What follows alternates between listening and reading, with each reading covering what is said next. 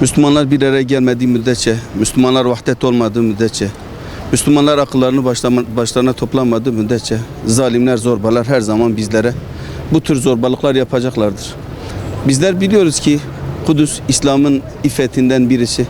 Nasıl ki Kabe, nasıl ki Mescid-i Haram bizim için kutsalsa, Kudüs de bizim için o kadar kutsaldır. Ve Kudüs'ün ikiye bölünmesi diye bir durum asla söz konusu değil. Doğu Kudüs, Batı Kudüs yok. Biz biliyoruz ki Kudüs tamamen İslam'ındır ve Müslümanlarındır, Müslümanların şiarıdır, Müslümanların iffetidir. Ama bizlerin Kudüs'e sahip çıkması böyle basın açıklamaları yoluyla yetmez. Devletlerimizin, ümmetimizin bir araya gelerek ciddi manada önlemler alması, tedbirler alması, bir araya gelmesinden başka çare olmadığını biliyoruz. Umarız devlet büyüklerimiz de bunları görürler, farkına varırlar ve bunlarla ilgili tedbirler alırlar. Onlar bunu talep edebilir ama Müslümanların Kudüs'ü unutma gibi ya da bir lüksü olmamalı. Çünkü Kudüs bizim olmazsa olmazımızdır. Kudüs miracın gerçekleştiği bir yerdir. Bizim birinci kıblemiz ve olmazsa olmazlarımızdan bir tanesidir. Filistinli kardeşlerimiz bizi bekliyor ve Müslümanlar kesinlikle asla ve asla unutmamalıdır.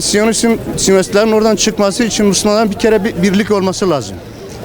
Kendi üstlerine düşen görev, sorumluluklar, mesuliyetleri birbirine yerine getirmeleri lazım. Aradaki ayrılıkların giderilmesi gerekiyor. Bunun için çaba sarf edilmesi lazım. Bugün insanların kendilerini birey olarak değil, toplum olarak Kudüs'ü ve Gazze'yi düşünmeler lazım. Mescid-i Aksa'yı düşünmeler lazım. ABD, İsrail ve bütün batıl güçlerin Kudüs'e sahip olma emelleri zaten var. Tarihten beri var. Burada birinci derecede görev düşen olan Müslümanlaradır. Batıl yapması gereken şeyi yapıyor. Peki Müslümanlar ne yapıyor? Sorun burada olduğunu düşünüyorum. Amerika'nın ve İsrail'in 100 yılın ihanet antlaşmasına sözde Müslüman ülkelerin kukla başkanlarının da destek vermeleri bizim için en büyük acıyı oluşturmaktadır. Zannediyorum şu anda Müslüman ülkelerin başında dirayetli, inançlarına, değerlerine sahip liderlerin olmaması en büyük sorunu oluşturuyor. Temennim odur ki Cenab-ı Allah zirveye ulaşmış bu zulüm ve işkencenin, küfrün artık inişe geçeceği andır diye düşünüyorum. Bundan sonra Müslümanlar daha büyük bir bilinç ve şuur içerisinde Kudüs davasına sahip çıktıkları andan itibaren Allah'ın vaat ettiği gün yakındır diye düşünüyorum. Cenab-ı Allah bize bu bilinç ve şuuru versin diyorum. Evet.